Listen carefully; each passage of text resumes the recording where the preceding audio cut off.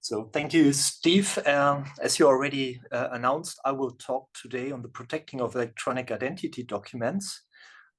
In the age of quantum computer, basically, yes, my background is more from a product marketing side for the silicon still, because that will affect the complete value chain.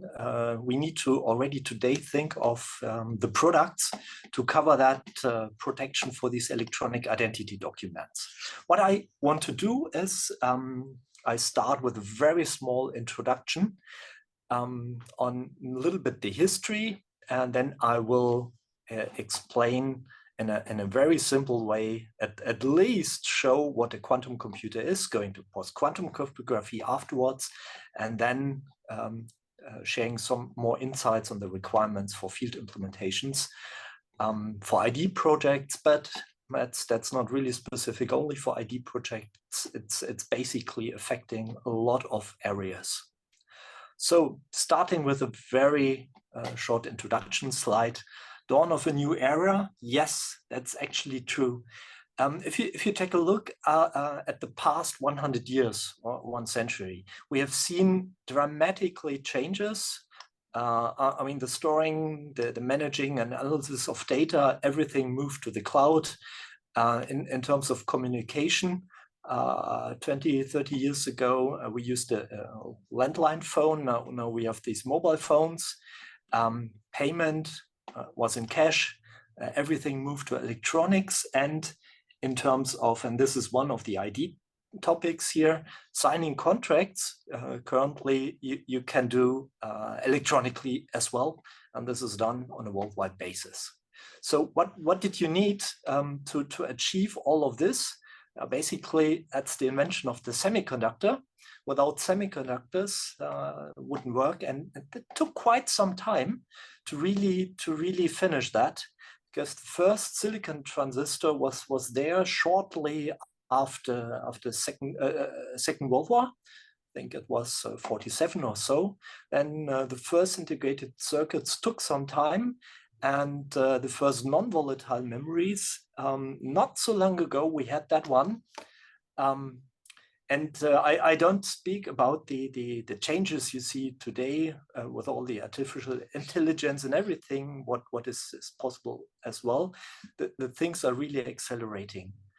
Going to a quantum computer, basically here, the theory is rather old. Quantum mechanics or how you wish to call it is quite old, and people like Einstein, Schrödinger, Heisenberg, they already worked on the principles. Then it took quite some time, probably a century, before the first quantum computer was there. It was in 1998, and basically that was a quantum computer with 2 bits, so not really much. What we see since the last 5 years, though, is a significant development in quantum computers. I'm going to details on this development, what we see here.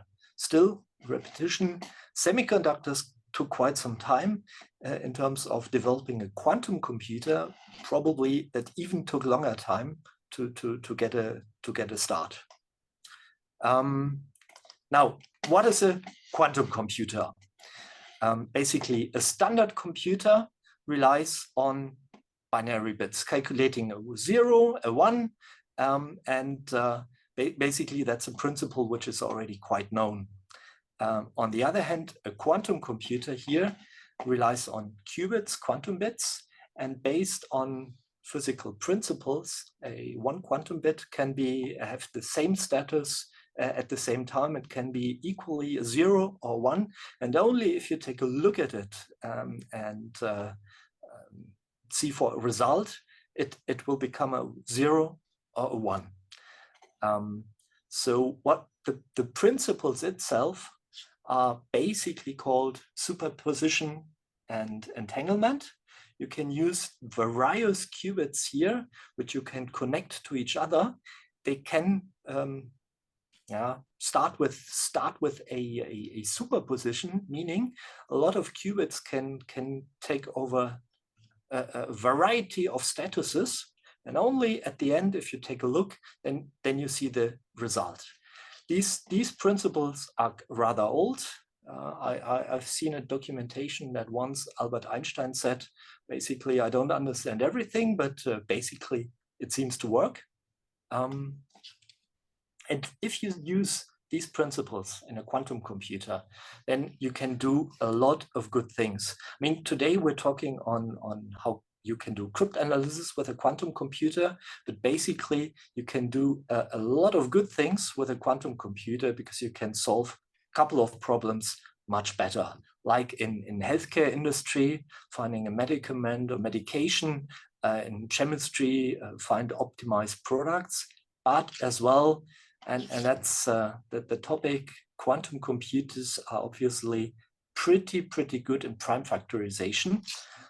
So prime factorization, you have a large number, 851 is not that large, but you can increase the size, which it consists of two prime factors. And now what is A, what is B?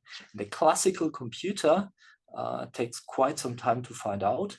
Once a powerful quantum computer is there, the answer will be there in a very short time, ultra fast.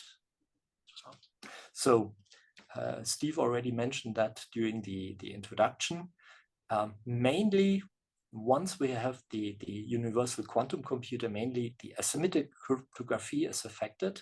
So everything which is RSA and as well elliptic curves basically is relying on the difficulty of factorization. If you have a real large number, this factorization is with today's computers not really practical. Yes, since I would say at least 10 years, it's not allowed during common criteria certification to still use 1K RSA, because it's thought that classical computers can, with some time, break this 1K. But if you go up in the keys lengths, 2K, 3K, 4K RSA, classical computers really have a problem. So that's the today's situation. Then there was a person named Mr. Shor who invented years ago, 30 years ago or so, Shor's algorithm before even a quantum computer was there. And by solving discrete logarithm problems, he, in exploiting property of this algorithm, he once, I have to repeat, once in a quantum world, you have a universal quantum computer, then you can say that RSA, ECDSA, elliptic curve Diffie-Hellman have almost no security. So a hacker who wants to hack these protocols will be ultra fast. And for those who are not so familiar with the protocols, but I think we see that a little bit in the presentation of Mr. Richter a little bit later, elliptic curve Diffie-Hellman, RSA, elliptic curve DSA, these are protocols which are used in the transaction of ID documents during border crossing. The elliptic curve DSA, so the digital signature algorithm, is used for some signatures. Mainly all asymmetric cryptography on ID cards might be severely affected. Now, one of the major questions I always get, and I think this is discussed in the industry quite a while, when will be there a quantum computer which is powerful enough to really crack the documents in the field? So to crack, and the challenge is you need a very high number of stable qubits, and very high in this case means if you have around 4,100 qubits, then you would be more or less able to attack a 2K RSA. So 4K of qubits. Unfortunately, qubits, because they are relying on the quantum mechanics, have I would say the ability also, they are quite unstable, and even a very tiny little change in environmental conditions, so a tiny little change in temperature, in pressure, whatever, makes them unstable. Qubits lose their data, they get, and that's what is called qubit decoherence. They get decoherent. So if you have a qubit which within a couple of milliseconds or 1 or 2 seconds gets unstable, then you have to use a lot of error correction if you really want to scale. Nonetheless, if you take a look at the marketing departments, especially at the big guys, and everybody is working on that one. IBM was first in 2016 with a 5-qubit computer. Then 1 year later, IBM once again, then the marketing department from Google pushed for quantum supremacy, which was more a marketing gimmick, but still you see the number of qubits are increasing. You see here 433 qubits, and if you remember, I said 4K to crack a 2K RSA.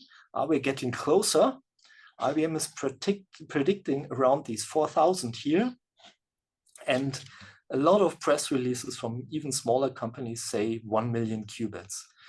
We have to be really careful. This is the number of the physical bits, the physical qubits. This is not the number of the so-called logical qubits. So this is not the stable qubits.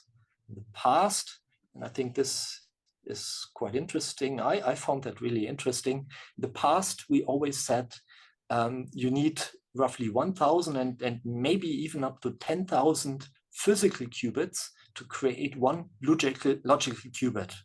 And then 4,000 is not that big amount of qubits.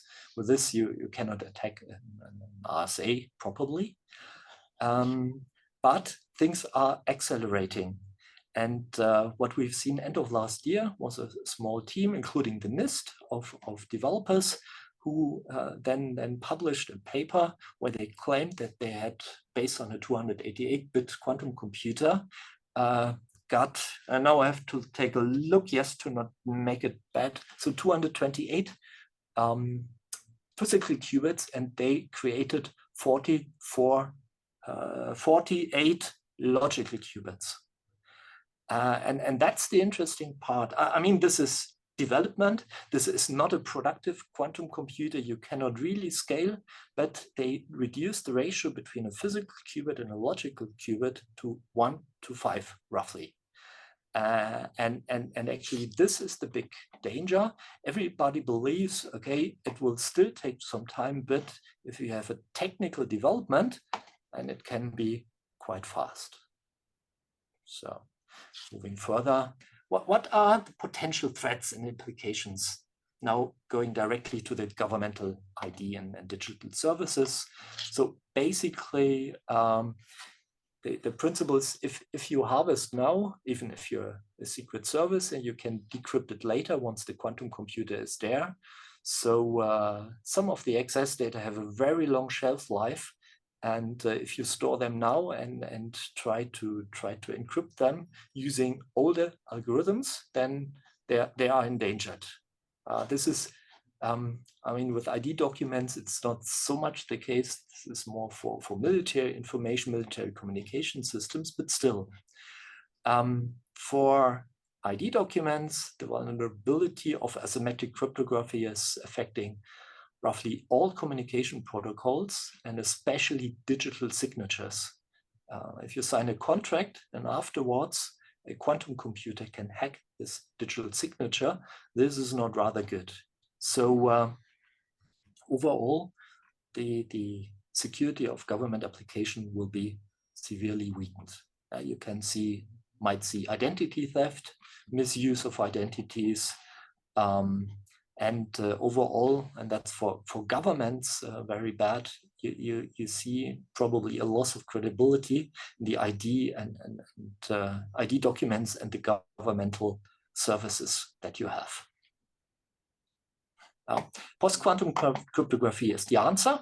If you use post-quantum cryptography, once it's standardized, you should be safe. So post-quantum cryptography, I think here, as Steve already said, this is the methods that cryptographic methods that should not be broken by a quantum computer and not by a standard computer. Needs to be safe against both a quantum and a conventional computer. We have a couple of algorithms, but I think this I'll leave over for Klaus Schmey. He will show you the details on that one. And the NIST competition, it was very clear, we need a new cryptographic system, which is secured. It should be at least affordable. You need a sufficient security. And yes, Infineon participated, for example, in this competition as well. We're not just waiting for the result. The round 1 started, then we had the round 2, round 3. The final and first selection of the first candidates with 4 schemes was in July. The first draft standards coming from NIST were sent out to the people in August 23. We had a commentation phase where comments could be taken, and now the NIST says the first final standards they targeting for summer 2024. That would be then the FIPS 203, 204, 202 standards. As mentioned before already in the introduction, crystals Kyber and crystals dilithium. By the way, there will be a change in the naming once they get standardized. NIST calls them now ML-Chem and ML-DSA, but basically it's the same. It's just a renaming now, which will happen. We believe these are really deemed best suited for smart cards because in a smart card, limited power, limited non-volatile memory area, limited resources, performance. You cannot put a supercomputer in form of a smart card. So we need to use the algorithms which are suited for smart cards. On a mainframe, probably you will use and go for a different kind of cryptography. So much for the BQC. And now going a little bit more into details for the requirements for the field implementation. So as we have seen before, for the quantum computer today, nobody can really say when a powerful quantum computer is there.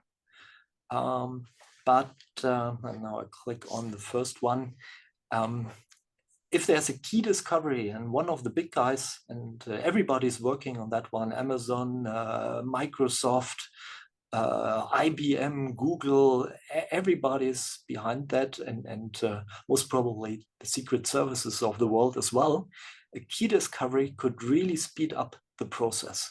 And the biggest problem with ID documents, if they're out for 10 years in the field, then you have a problem, even if the quantum computer just comes in 5 years.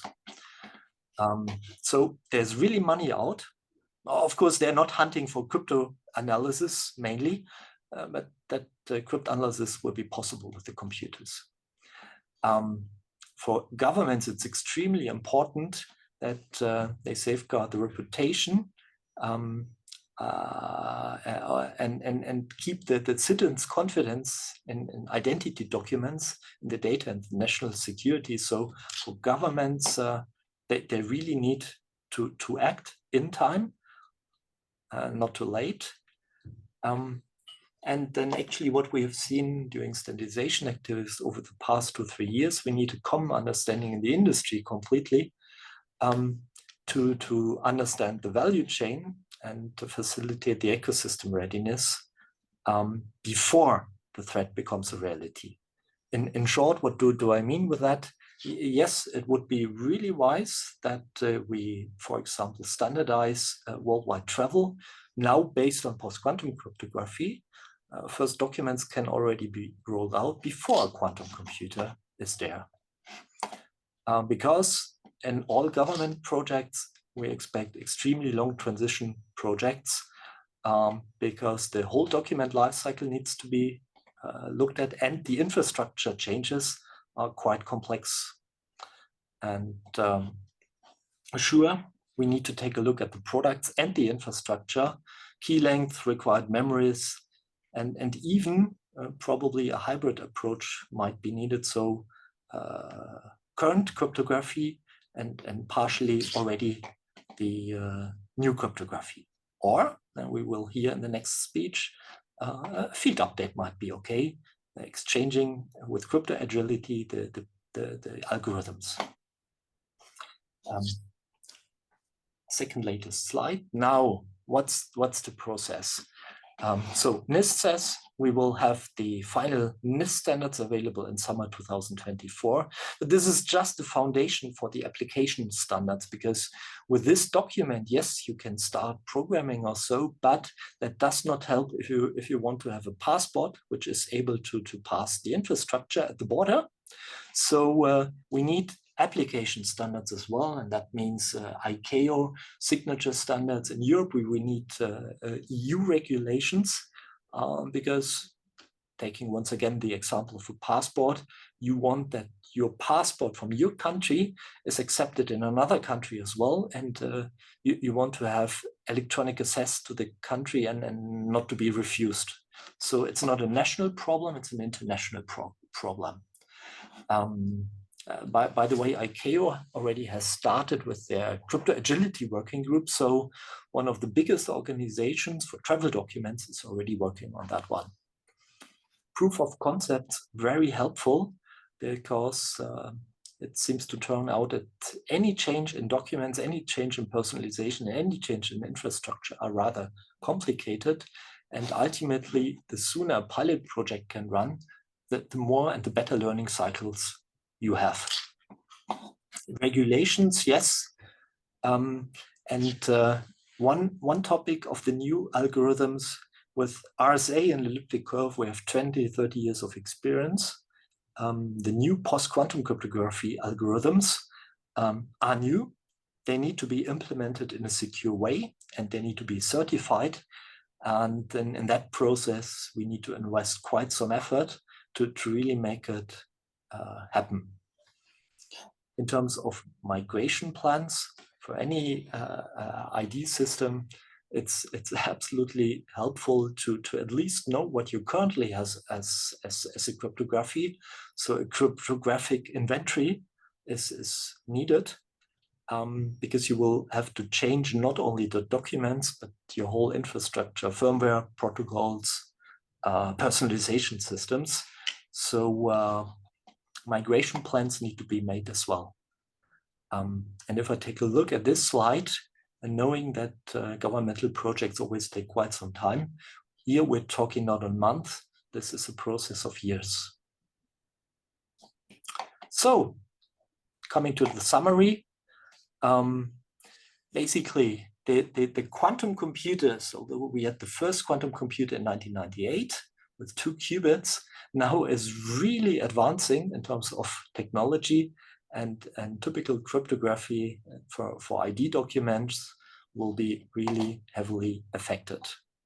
PQC will help in that respect, but still it needs to be finished with standardization, and then it needs to be introduced into the market, not only the documents, but especially as well to the infrastructure, and that will take quite some time.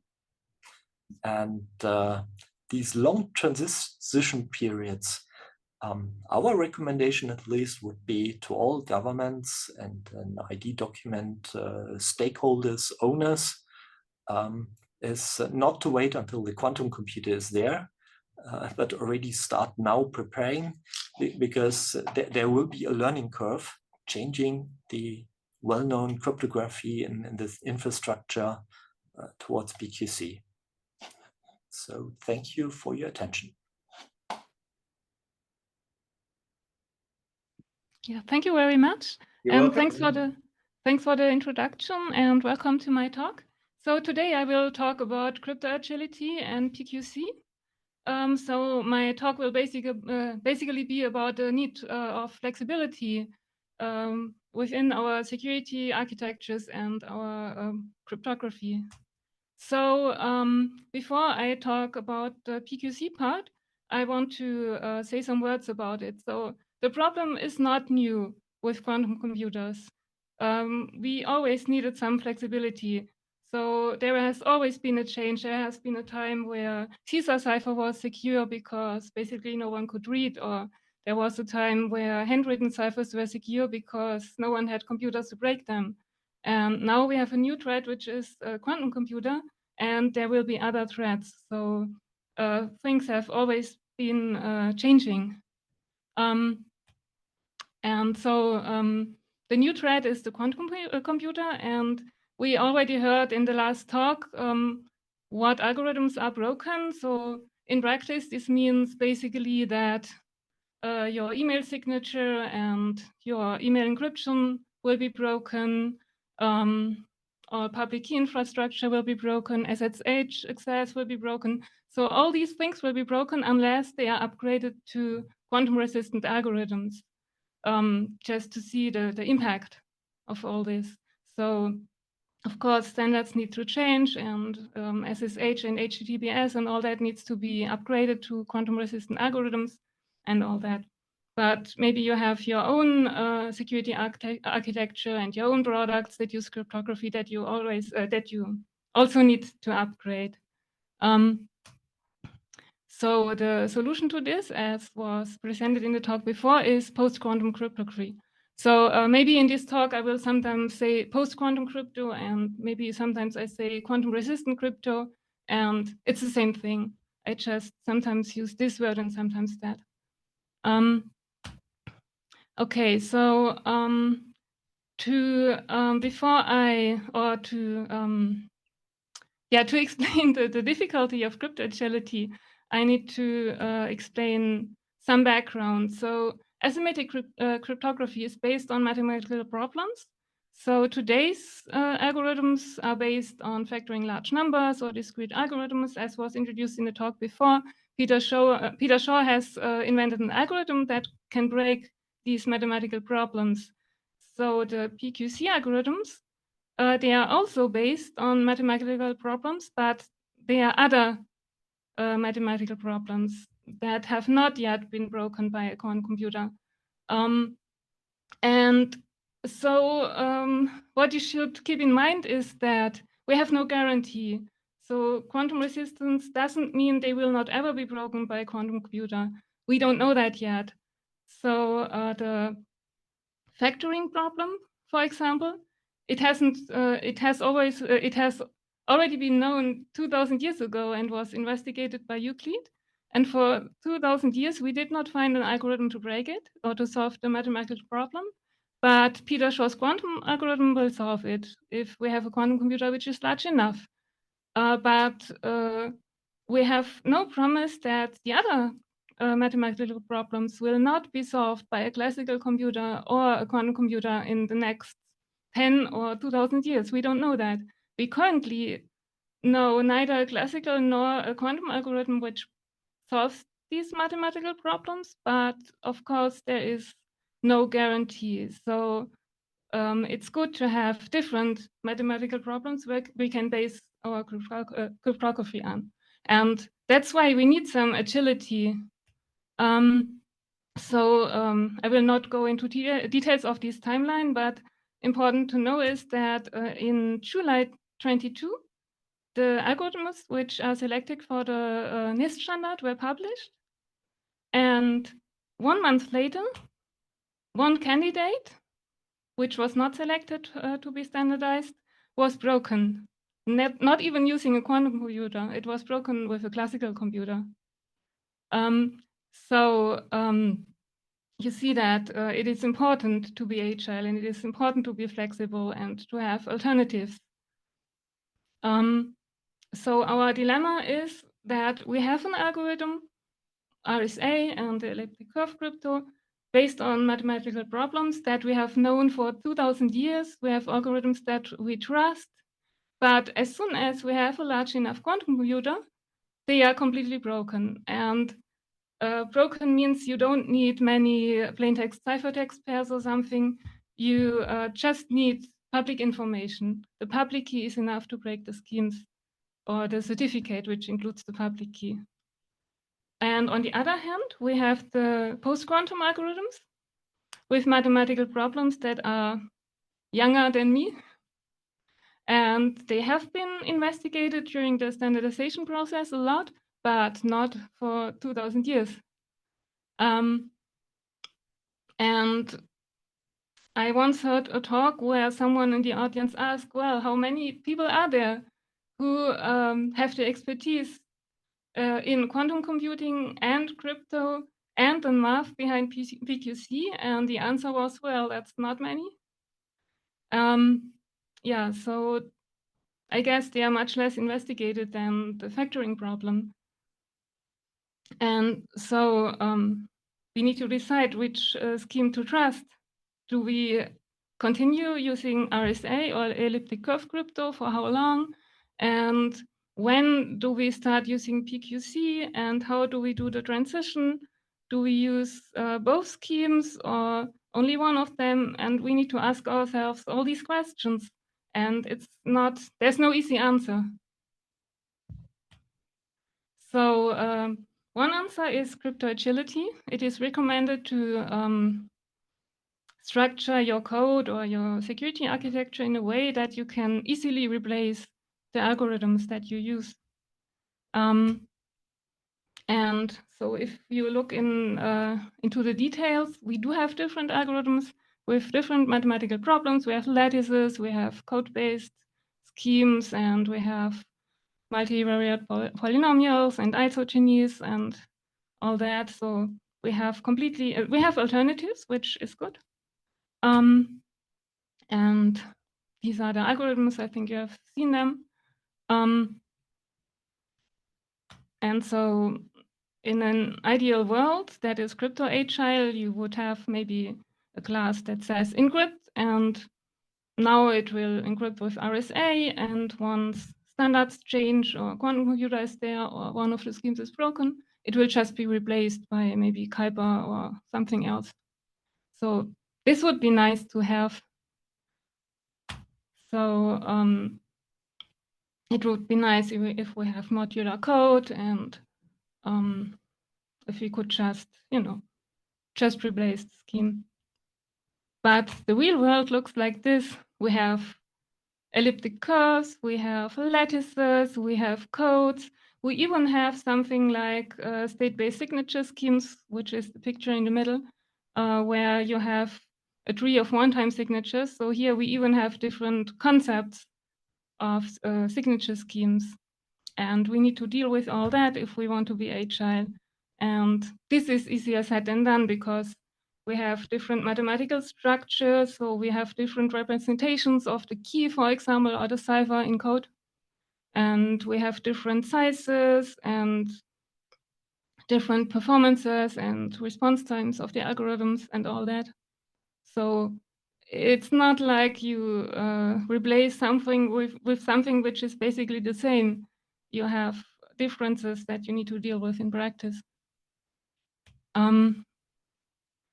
So that's why it's easier said than done, because yeah, you maybe have a difference in memory requirements. Maybe the key will be 10 times larger or even much more. I think a key for Mac Elise is like half a megabyte, I think. While a key for elliptic curves is, I think, 64 byte. Yeah, 32 byte. So it's much smaller. Your developers need to learn a lot of things for each new algorithm. So, I mean, usually you don't want to implement your own crypto library. You buy it or you download it or something and let it do people who know what they're doing. But if you do, or even if you don't, you still need to know some things about each algorithm. So you need the test vectors, you need to know formats, as I mentioned before. You need to know how to do memory performance trade-offs, because sometimes you have very small hardware but time, or sometimes you have a cloud service but no time. So you need to be able to do these trade-offs, and you need to know which intermediate results need to be kept secret. Like for RSA, we know that the factors need to be kept secret. But what about lattices? If you implement Kuiper, for example, which intermediate results do you need to keep secret? When do you need to clear the memory after the computation? And also you need to know how to implement the algorithm that is resistant against side channel attacks and all that. For RSA, we had to make a lot of experiences, like there was a fault induction attack that could find out the factors and all that.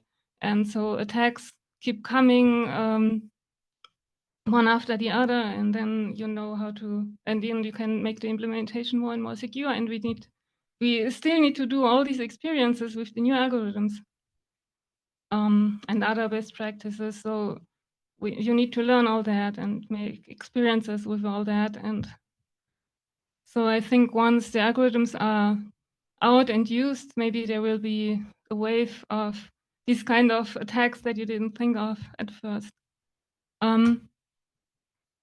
Yeah, so how do you deal with the problem? So what would be your next steps to do if you want to become crypto agile? So maybe the most important thing is that, as you will see in the next slides, becoming crypto agile will take time and will take resources and will be a lot of work. It's not something that your developer team will do in the next Scrum cycle.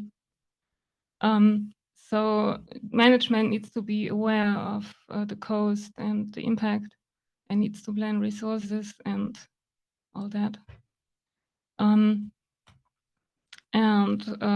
The reason for this is that you need to do a lot. Like, for example, first you need to find out where you use cryptography in your system and where you need to become crypto agile.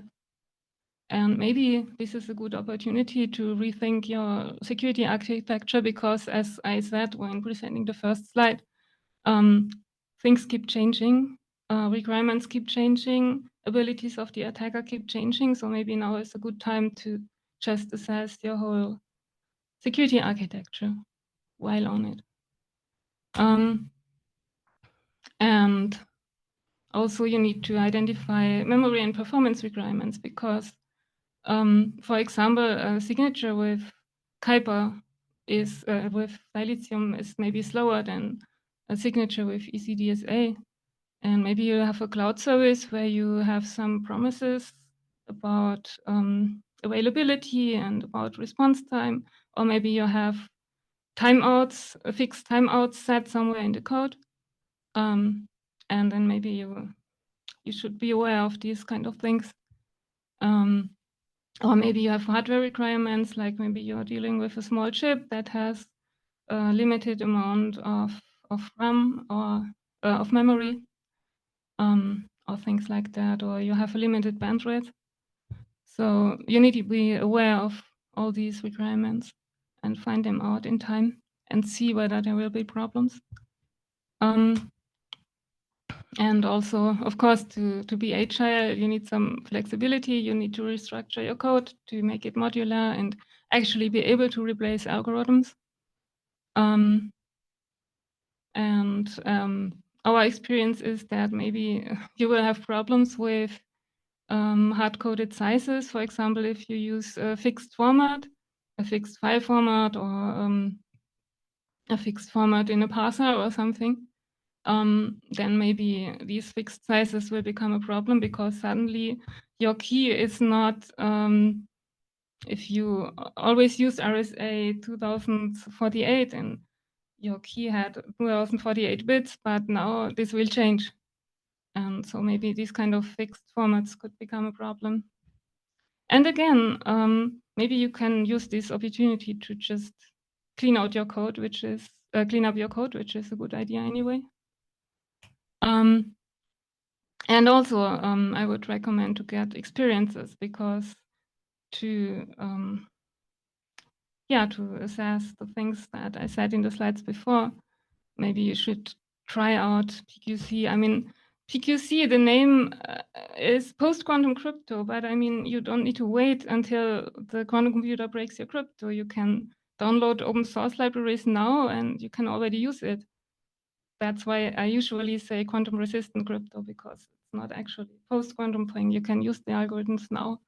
I mean, the standard is not finished yet, so things will change. But I mean, in theory, you can use the libs now, and you can make experiences. You can measure times. You can get some feeling for the performance and so on.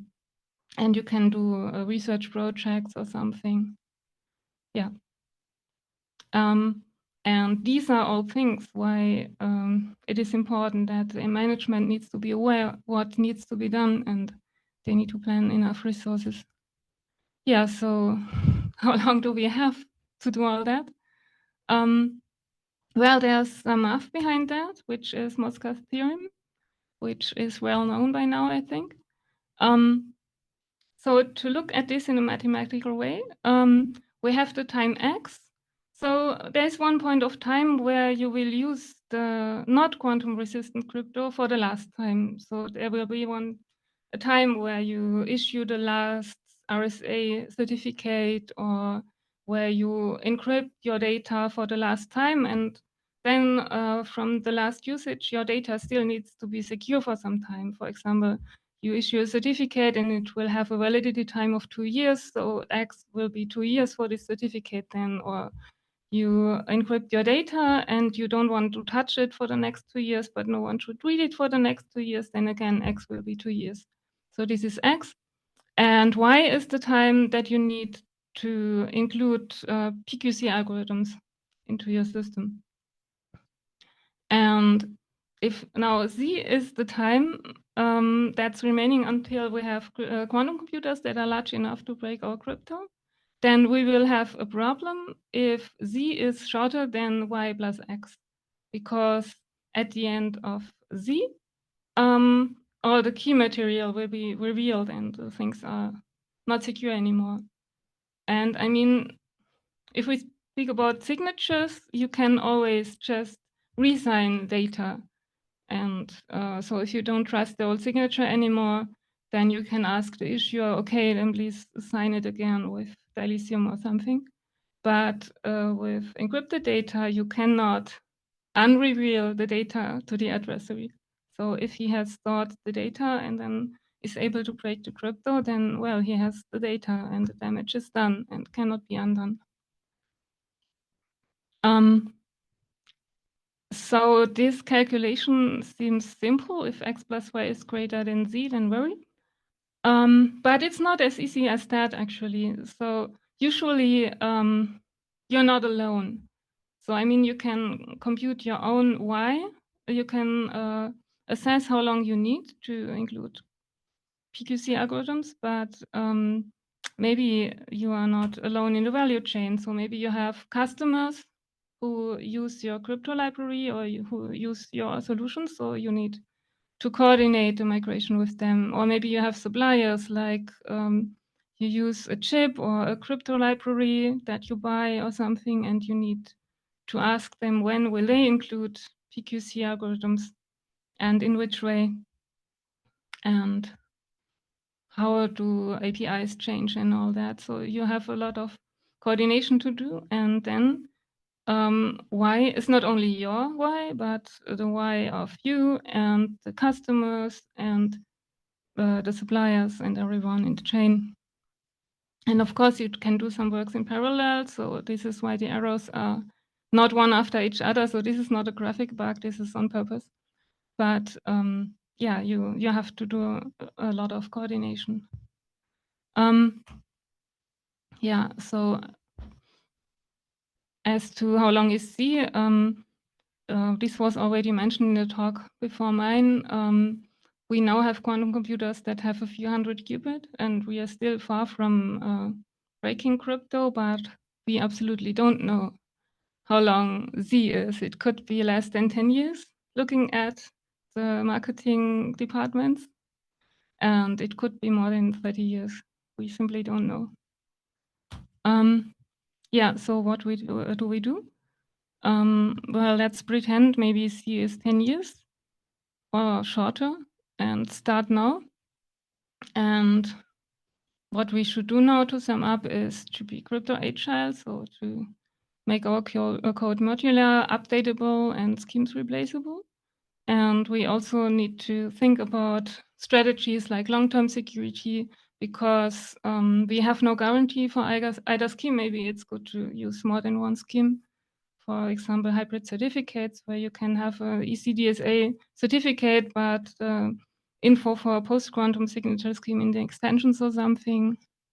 Or you can encrypt data both with the new and an old algorithm, or something like that. And of course, you need to, a good strategy for the transition. So you need to identify dependencies, and what about compatibility issues? Maybe not all your devices in the system will upgrade at the same time, and they still need to talk to each other. So you have to be downwards compatible, but you want to prevent downgrade attacks. And so you need a strategy for how long you want to be compatible and when do you use PQC only and all that. Yeah. So thank you very much for listening. Welcome to this presentation. Let's start to share the screen. So, and let's start with a movie.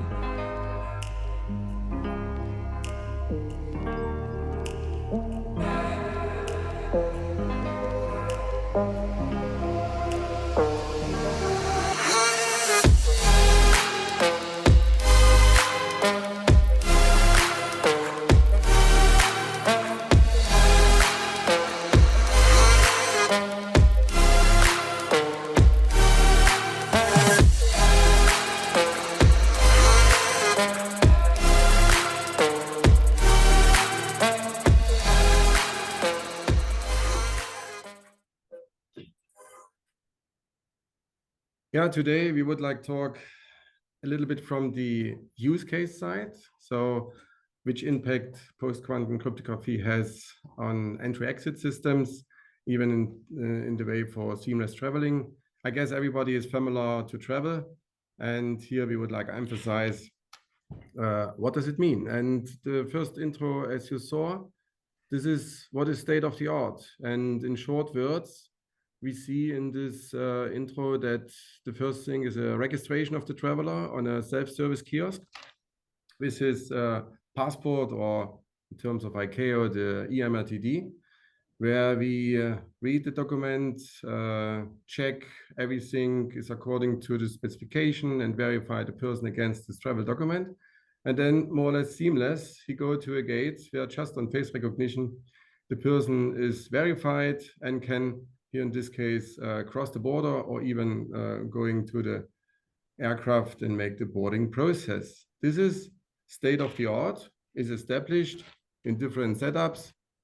And the trust anchor to start here is the travel document with the electronic chip and the digital signed information from a government authority. And this is the trust anchor. So, but what is behind to establish such a system, and what we have to consider as a solution consultant, as a technology partner, not only we, all in this market segment. So the basis of all of this system designs are international standards.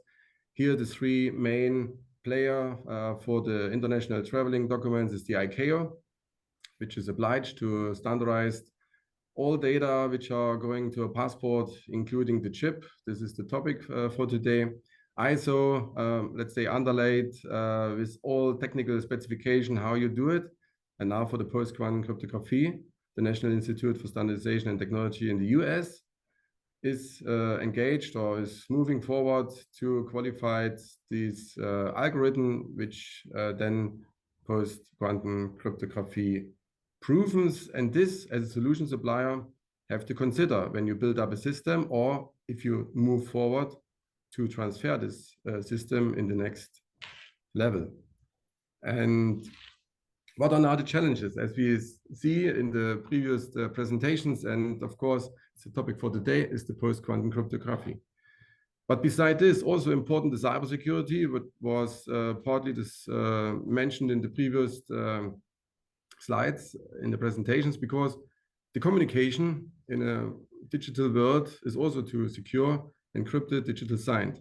And what I mentioned, architectural guidelines, and not to forget sustainability, because when we go in this digital world, we consume energy, and this should be also considered with the upgrading of such a system, how many energy in the end we have to consume to make the world still secure in this area. Just short, high level. So this is the quantum computer. And as we heard, it can be unbelievable fast to calculate in the end what is important for us, the private key. So, and this was explained by Robert and before by Carmen. This is not a vision, or this is not a dream. It's still there. It's starting, but of course needs time. But when it's come in place, then all standard cryptography becomes vulnerable and will be an issue for our identity, from the government point of view, for the biggest asset what we have, the unique identity of all citizens in the country and related documents. And what is interesting, when you just search on the internet, we see different publications. So what is the impact, or which sector in the life cycle will be attacked, and all these things? And the most, I guess, doesn't matter. It's the time. It's near. When we say 2030, is this affected? Also, some in the next 5-6 years might be important risk. And here, okay, maybe it's too advanced, but nevertheless, what we see, and this is what I point out: public sector get affected, insurance get affected, banking affected. This area where we are working to provide solutions, and where already the digitalization is ongoing in the banking and insurance. It's well established, as we saw in the first presentation, and public sector, electronic travel documents, national documents, e-government, all this is in place and further developed. Is just on the beginning. And this is, of course, a risk. And as we also saw, NIST make this, let's say, evaluations, and for encryptions, there's a, let's say, algorithm which might be then come to the standard next year, as we heard, and for the digital signature. And for such an entry-exit system for the travel document, the digital signature is, of course, the most important to verify this document and to really ensure that the document is issued by known authorities. Encryption, of course, for the communication, as in the chat was mentioned, is what this means for the firewalls and protection units, and this we will discuss here. So, and as a solution provider, when we see this risk and make a risk analysis, so what does it mean for the solution and also for the clients, for our governments? And here it's important. We see, especially for the entry-exit system, the trust hunger, as I said, the travel documents. But now we see a trend that not only the physical document is in place. ICAO started already the publishing of the so-called digital travel credentials, which is, in simple words, a copy of the physical document to a mobile phone. In the European Union, we discuss now the e-wallet, which consolidates different mobile application in one wallet for the citizen. And we have also this challenge, LDS 2.0, which includes the entry-exit stamps on the travel documents, as well as the visa information on the travel documents. And under these circumstances, it's important to know which impact this has on the chip design, on a, let's say, a design on such a travel document from the chip perspective. So which chip supplier is able to provide chips which then have this PQC proven architecture and using algorithm? But also when we see everything goes mobile, is the mobile phone still trustable? And if the algorithm which are used can be upgraded in the future, or is the secure element ready for that? Okay, for a mobile phone, we can say lifetime, usually 2 years. Okay, then this is replaced. But in a government area, we talk about 5 or 10 years. And this is the challenge. And all this goes in line with activities from the IATA, the International Association for Transport and Aviation, which has, of course, a need to further digitalize the passenger facilitation. And they are working currently on this contactless traveling system, which make the whole journey of a traveler digitalized from the, let's say, check-in at home or on the counter. There is no counter. There's then a kiosk, package drop-off, security check, then it's come to the entry exit, which is in the government hand, and then on the boarding. So there is a need for further digitalization and self-services. And we see as a solution supplier, the PKI, and of course, together with the PKD, this one core component, which is important to consider in a design and in the next, let's say, tenders. So RFIs, RFPs, then more RFP, request for proposal. So how the design should be, as we heard, to be ready for this area. Because no one knows, this was also stated, when this is the right time. Is it in 2030? Maybe. BSI, for example, announced this somehow. This might be the case. And here, to summarize again, the different kinds of potential travel documents. We see a trend also in the mobile driving license based on the ISO 18013-5. There's another ISO in development. I mentioned the ICAO with the DDC and LDS, and in the European, this initiative for the trusted e-services, the IDAS. And in the end, this wallet, which make our life easier. Everything is together in one hand.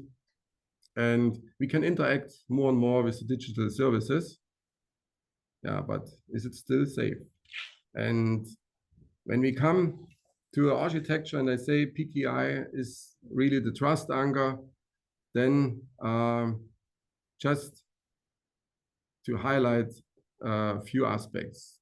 The trust anchor is the private key. And the private key is always stored in the so-called HSM, high secure module. And we have different components in the PKI, like the CSCA, the country signer, country authority, the document signer, which is very important for the issuance of the electronic documents. Doesn't matter if it's physical, yeah, like what we see and have in our pocket and in our hand, or it's come more popular when it's go mobile. These components are needed.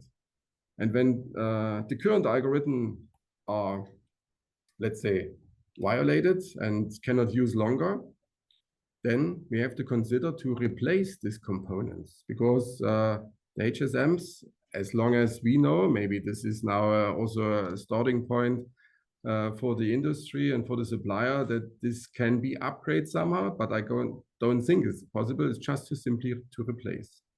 And the other for the master list and the variation list signer needs also HSM.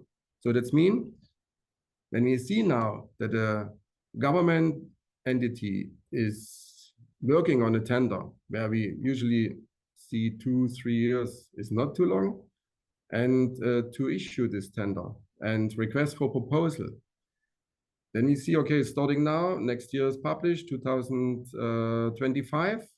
So tender process, usually 6 months, can be up to 1 year. We have 2026. And then the implementation is starting 6 months, 12 months, depends on the, then we are in 2027, but usually 5 years timeline, 10 years timeline. And then we are in the middle of 2030 and the customer will ask, what is your strategy, your architecture to be post-quantum cryptography proven? Are you able to upgrade the system? Are you able to update the system? What is needed? And then you have to have the right answers. And as we said, or already discussed, the topic is known. We should think about our architecture, working with other technology providers, from the chip supplier, from the HSM supplier, manufacturer, to the secure IT infrastructure, because all the components which handle it, digital signature and encryptions, get affected, let's say, by design. So we believe that this will not stop us to continue because the industry, the market is calling for further digitalization, for more self-services. And here in our final presentation, you see how we think immigration will be in the future.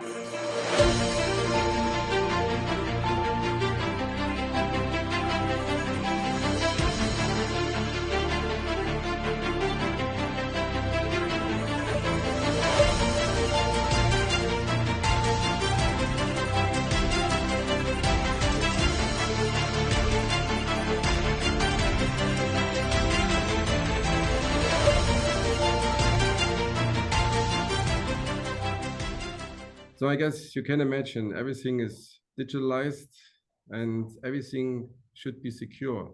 And you should be able as a solution provider to consult on one hand the client, the government entities, private entities, as well to be able to establish this with technology partners, because in the end everything is digitalized. And as a summary,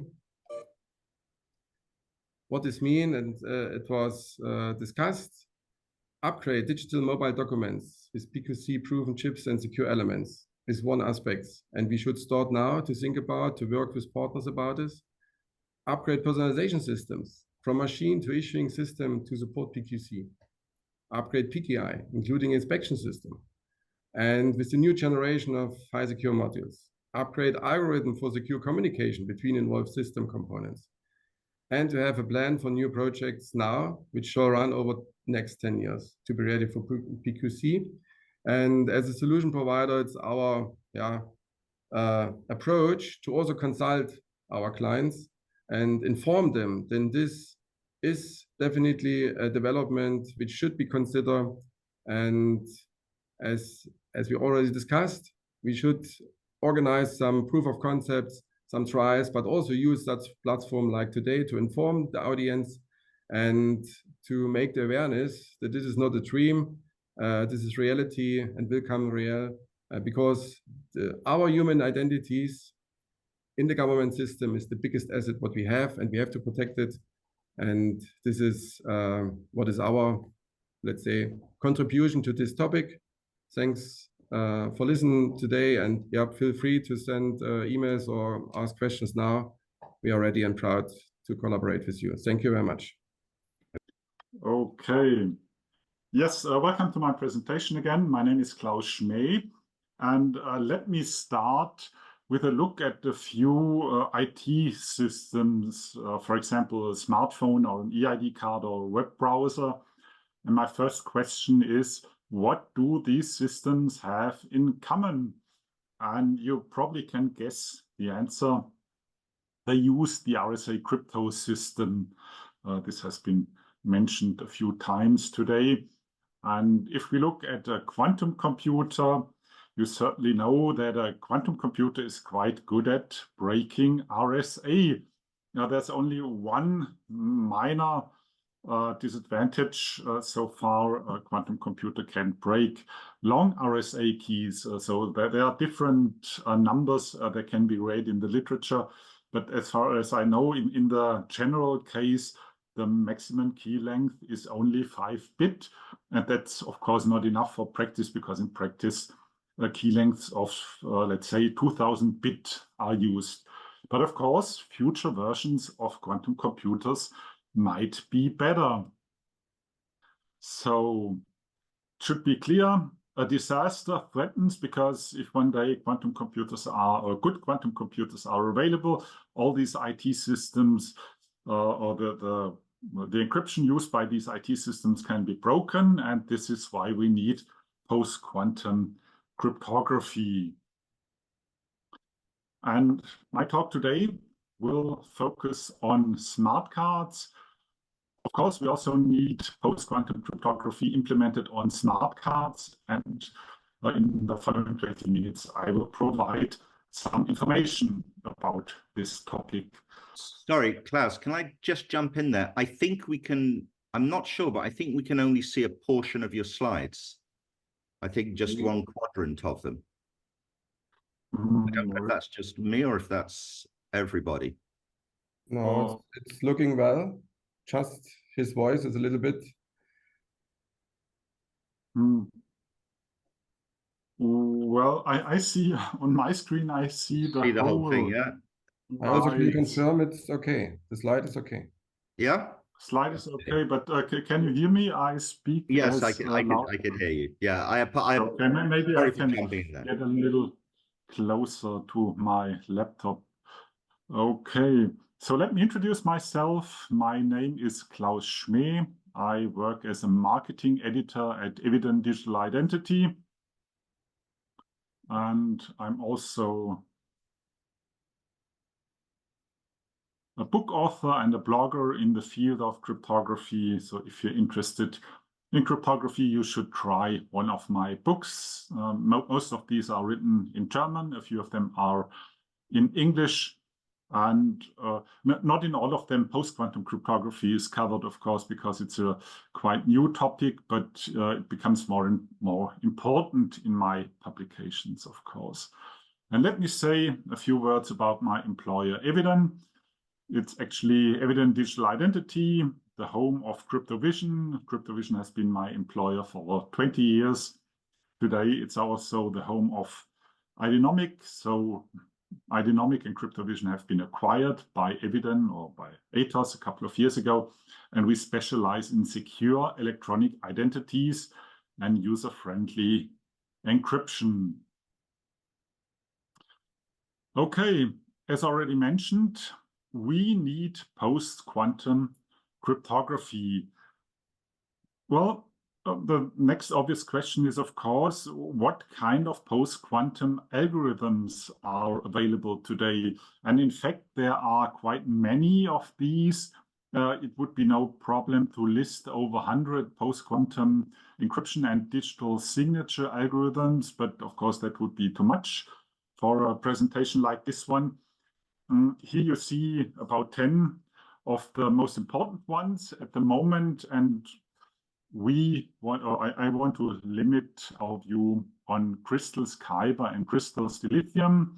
These are currently the two most important post-quantum algorithms, and for comparison reasons, I will also mention McEllis a few times.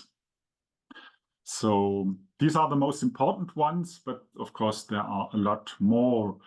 You might ask, well, what is crystals Kyber? I think Robert Bach has already mentioned this. Crystals Kyber is an asymmetric encryption algorithm which can be used as a replacement for RSA encryption. And crystals dilithium or dilithium is a signature algorithm, and it can be used as a replacement for RSA signatures. So basically, crystals Kyber and crystals dilithium are or can serve as replacements for RSA. Of course, we need to put, or this is currently the most important task, we need to put these algorithms into practice.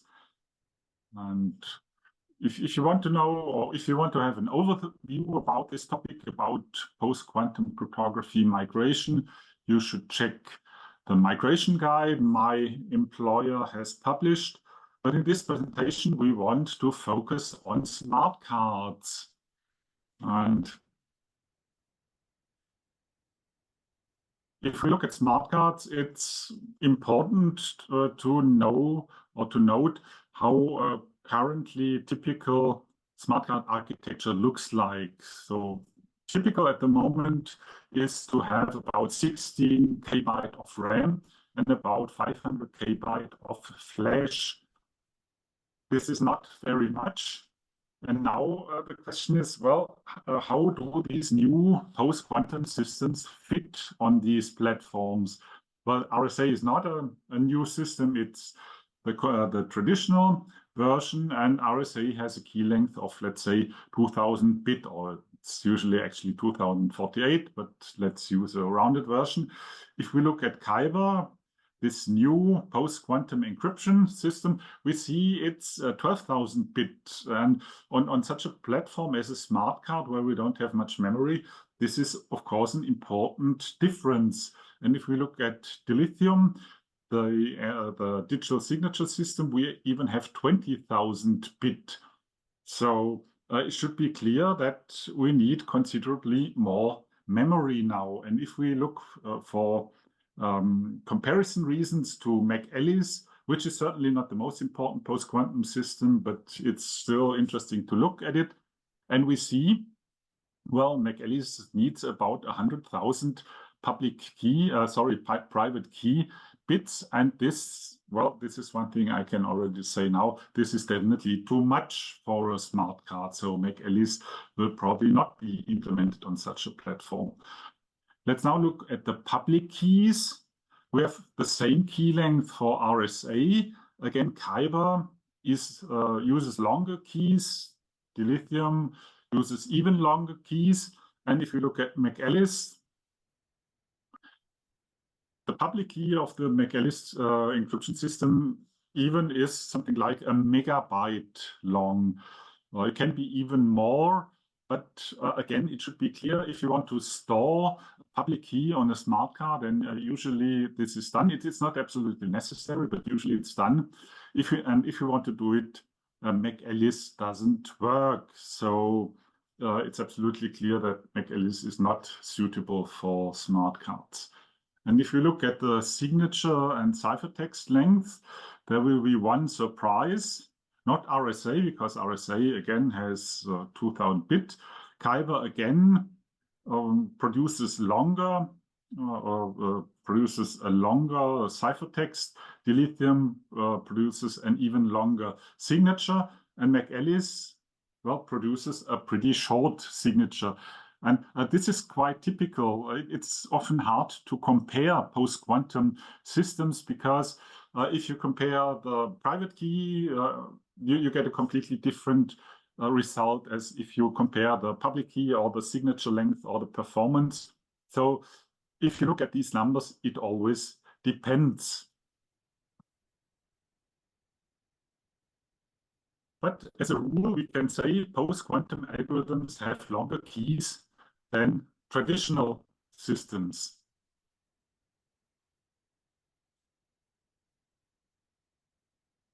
And this is one reason why post-quantum algorithms need more memory.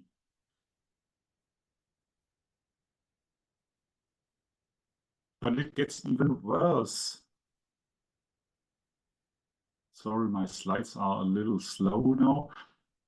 If we look at the signature and the encryption procedures of Kyber and Dilithium, we will see that they are not identical. So this has been contrasted to RSA because you can use RSA for both encryption and digital signatures. So you can use the same code for different tasks. And this is not the case with Kyber and Dilithium. Although both have the name crystals in them, they work in a different way. And so we need to implement two different systems. And if we do this on a smart card, we need even more memory.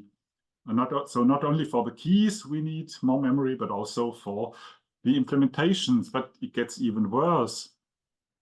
As a rule, post-quantum algorithms are less performant. It's not always true, as we will see later.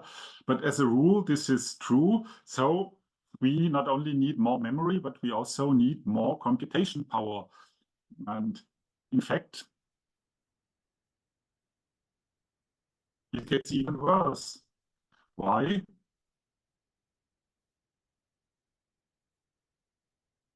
Because some experts, this has also already been mentioned, some experts recommend hybrid algorithms, and hybrid means that we use both at the same time, post-quantum algorithms and traditional algorithms in a way such that an attacker needs to break both to be successful.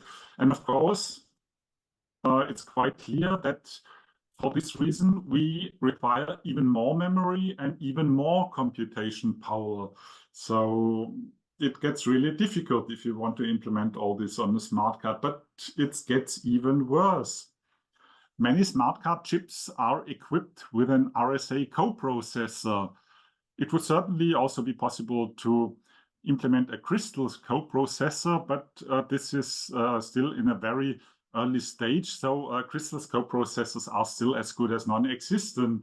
And of course, this means we need even more memory, or at least we need even more computation power. So to summarize the last few slides, we can say there are pretty many reasons why post-quantum algorithms need more memory and more computation power than RSA.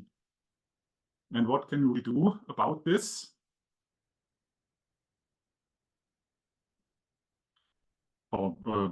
It's clear that implementing post-quantum algorithms on smart cards is a challenge. And this is certainly a conclusion we can draw. We need research. We need to research how all these post-quantum algorithms work on smart cards and if they work at all.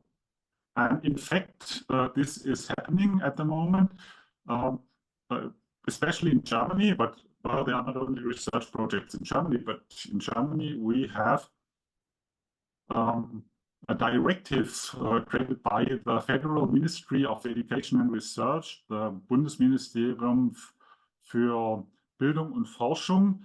They are funding post-quantum projects, and they have even made this directive especially for this purpose. The name of this directive is Bringing Post-Quantum Cryptography to Applications, and it's from 2022.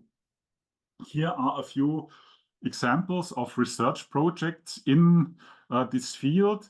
These are only the ones funded by this German ministry, and the list is not even complete. So you can guess that a lot is happening in this field at the moment. And what is interesting for us, at least at the moment, is some of these research projects focus on smart cards and embedded systems. For example, Quantum Risk is a project that includes research in this area, or PQC for MID. That's a project that is about the use of cryptography and post-quantum cryptography in the medical sector. And it's clear that in the medical sector, many smart cards and embedded systems are used. So it's important to research how post-quantum cryptography can be used there. The same is true for the project Quantum QAP. So a lot of research is going on. And of course, there are already results. So after all these bad news about implementing post-quantum cryptography on smart cards, here's some good news. Well, this good news is that these RSA coprocessors I mentioned can also be used for crystals Kyber and crystals dilithium. So the mathematics between these systems, or the mathematics behind crystals and behind RSA, it's different, but there are still some common basics. So it's possible to use these coprocessors. It's less efficient than for RSA, but it's still possible, and it still speeds up computation of signatures and encryption processes. And there's even more good news. Memory can be saved by not storing the certificate on the chip. As I already mentioned, the public key or the certificate of the user needs not to be stored on the smart card itself. So far, this is usually done because it doesn't require much memory. But I can imagine that in the near future, when post-quantum cryptography is used, then some developers or some standardization bodies will decide not to store the public key on the smart card anymore, but instead only a hash value, which also works. Nowadays, where we have internet connections almost everywhere, it should be no problem to download the public key when it is needed, and it's not really necessary to store it on the chip. So there are quite a few interesting design decisions that need to be made when post-quantum cryptography is used in the future. And well, there's even more good news. My employer, Eviden, is active in post-quantum cryptography research too. And of course, I've talked to my colleagues and informed myself about what they are doing. And in my view, it's really interesting. that they are doing something I wouldn't have expected.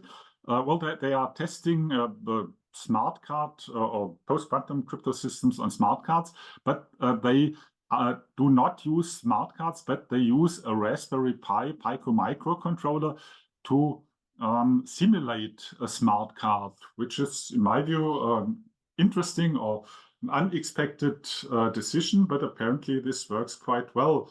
And it's possible to simulate different smart card architectures this way. And meanwhile, they have produced a few interesting results.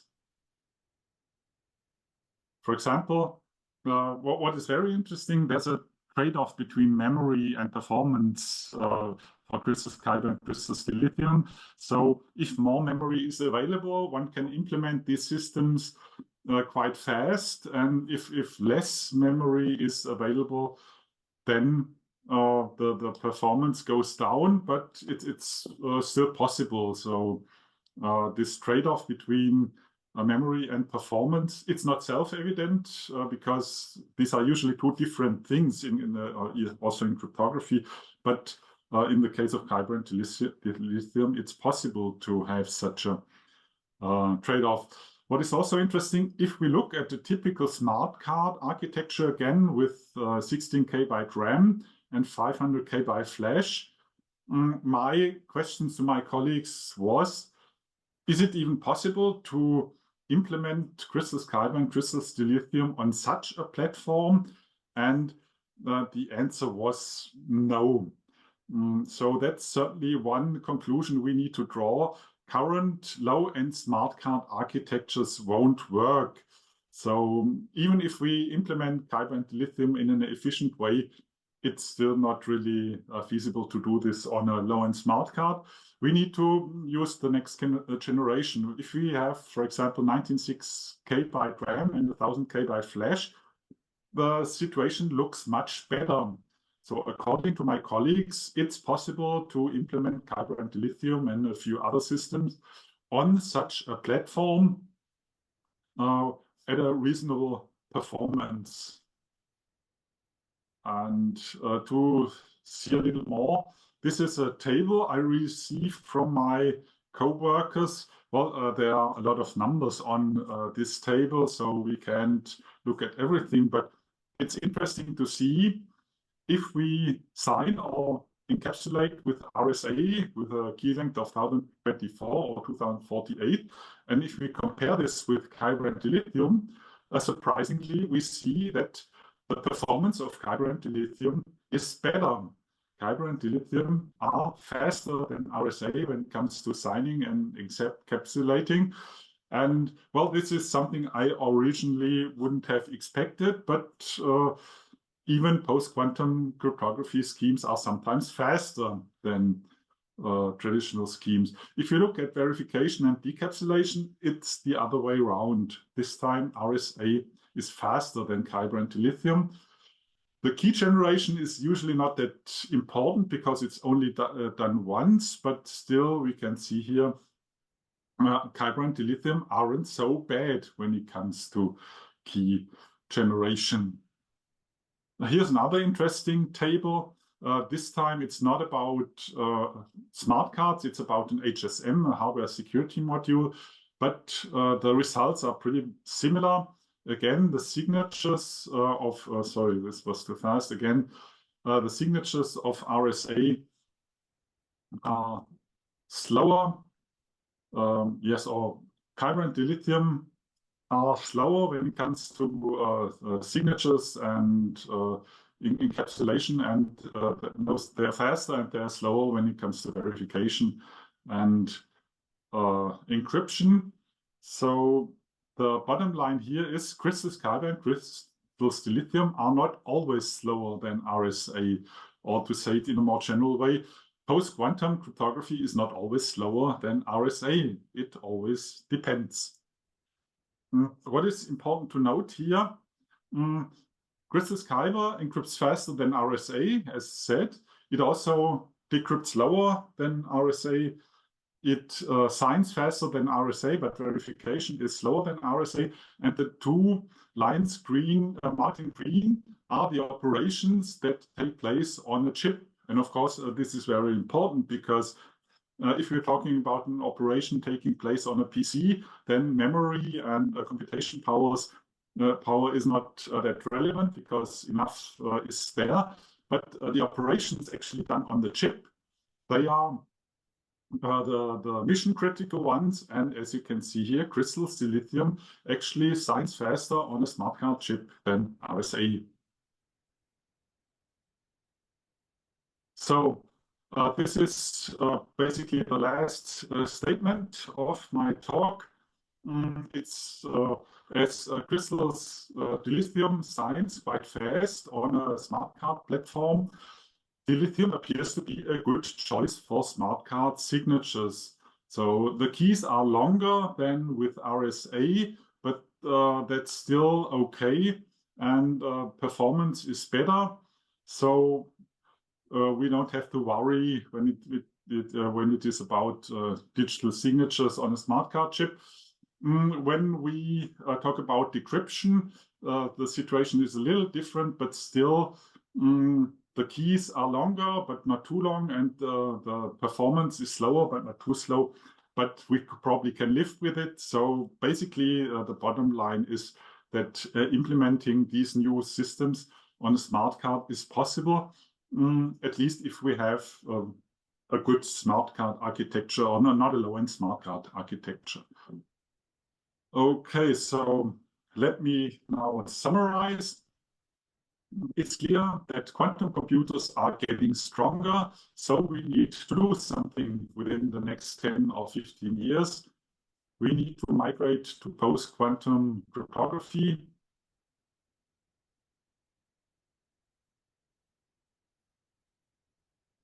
Sorry, my slides are pretty slow again. We need to migrate to post-quantum cryptography, and smart cards need to support post-quantum cryptography too. And it's clear that implementing post-quantum cryptography on smart card is a challenge because post-quantum cryptography in general needs more memory, is less performant, and this is of course important on a platform like a smart card because we have only little memory available and only weak processors.